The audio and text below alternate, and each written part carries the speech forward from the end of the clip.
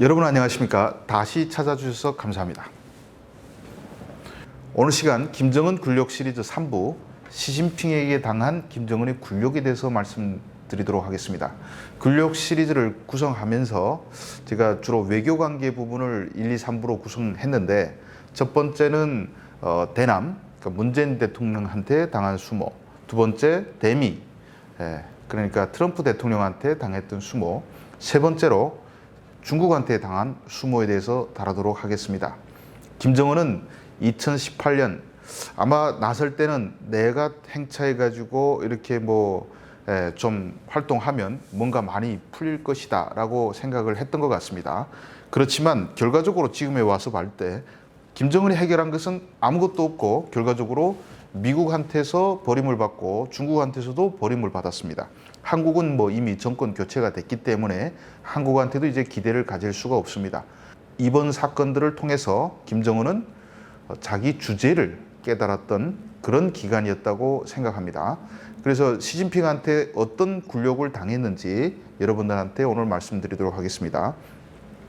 제가 지난 토요일 생방송을 통해서 시진핑 일기 때 김정은에 대해서 상당히 안 좋게 중국에서 생각했다고 말씀드렸습니다. 그래서 시진핑이 국가 지도자로 등극하는 2013년 2월 등극을 앞두고 북한에서 3차 핵실험을 했습니다. 시진핑은 경로했습니다. 그 다음부터 중국과 북한의 외교 관계가 거의 이루어지지 않았고, 그리고 장성택 숙청을 계기로 해가지고 중국과 말이 통하는 북한의 간부들까지 다 숙청을 했습니다. 그래서 시진핑이 그 기간에도 한번 특사도 보냈는데 특사조차 만나주지 않았습니다. 삐졌다, 이걸 보여주는 거죠.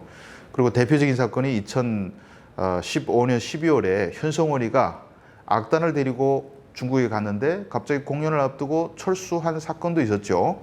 그것이 그때 북중 관계가 얼만큼 악화됐는지를 보여주는 대표적인 사례라고 볼 수 있습니다. 그리고 2017년 시진핑 제2기 임기를 시작하는 2017년 10월에 중국 공산당 19차 당대회가 일어났을 때 그 직전 한 달 전에 김정은은 핵실험을 했습니다. 그래서 시진핑이 그때 또 경로하게 됐습니다.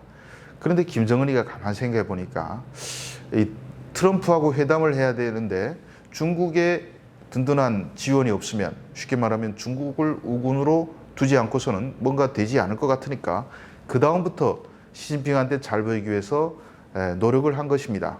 대표적으로 2018년 3월 말에 이설주와 함께 중국을 방문해서 시진핑을 만났습니다. 이때 시진핑은 김정은한테 화가 났는데 왜 만나준 것일까? 그것은 2018년 남북 화해 분위기가 갑자기 조성되면서 김여정이가 막 한국 가고 이렇게 되니까 중국이 깜짝 놀란 거죠. 뭐지? 쟤들이 우리를 빼고 뭔가 하는 거 아닌가? 이런 초조함이 생기기 시작했습니다. 그래서 중국에서 북한 보고 들어와서 뭘 하려는지 설명을 좀 해보라 라고 했습니다. 자, 이러면 보통은 외교장관이 가서 설명하는 게 관례입니다. 국제사회 관례. 그러니까 우리 이웃국에다가 설명하는 것은 외무상 정도 가서 설명하면 되는데, 김정은이가 내가 직접 가겠다고 굳이 고집을 피운 겁니다. 원래 김정은이 가서 설명할 필요가 없어요. 그런데 김정은이가 고집을 피우니까 시진핑으로서는 가만히 생각해 보니까 지금 북한이 지금 미국하고 지금 뭔가 꿍꿍이를 꾸미고 있는데 뭔지 알아야 되는 그런 마음도 크고, 또 그럼 한번 좀 봐주지 김정은이가 와서 잘하겠습니다 하는데 한번 아량을 베풀어 보자라는 생각이 있었던 것 같습니다. 그래서 김정은 보고 들어와서 설명하라. 그래서 김정은이가 직접 채통에 올리지 않게 중국에 가서 시진핑을 만났습니다. 만나고, 그리고 판문점 회담이 있은 다음에도 판문점 회담에 가서 문재인 대통령하고 어떤 이야기를 했는지 중국에서 궁금해하니까 이것도 사실 외무상에 가면 되는데 내가 직접 가겠습니다. 그래서 또 대련에 가서 시진핑 만났습니다. 그때 시진핑 일정이 바쁘니까 중국의 큰 나라 지도자니까 바쁘겠죠. 그래서 그 대련에서 무슨 회의한 다음에 내가 시간이 없으니까 와서 설명해.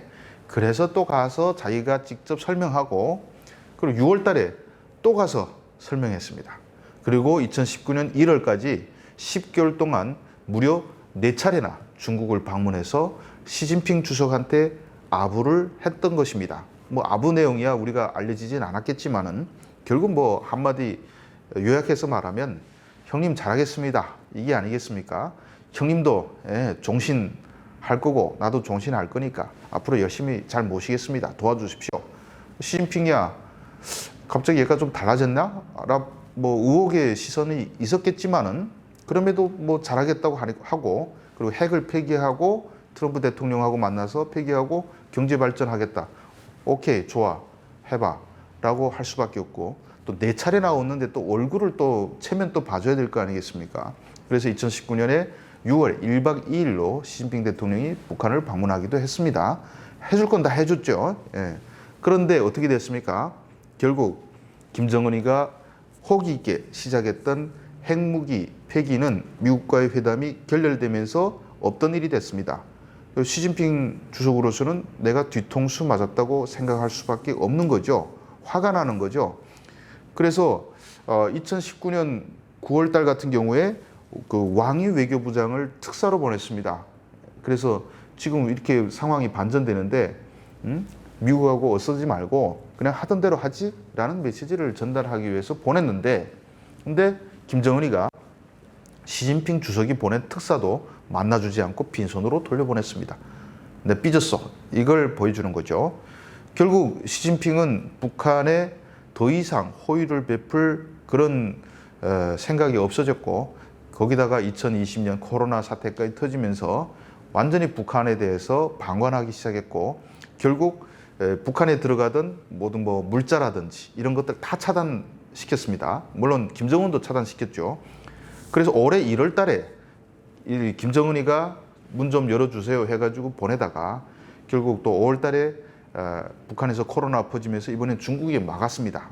뭐 너희들하고 교류하다가 우리 코로나 들어오면 어떻게 막았습니다.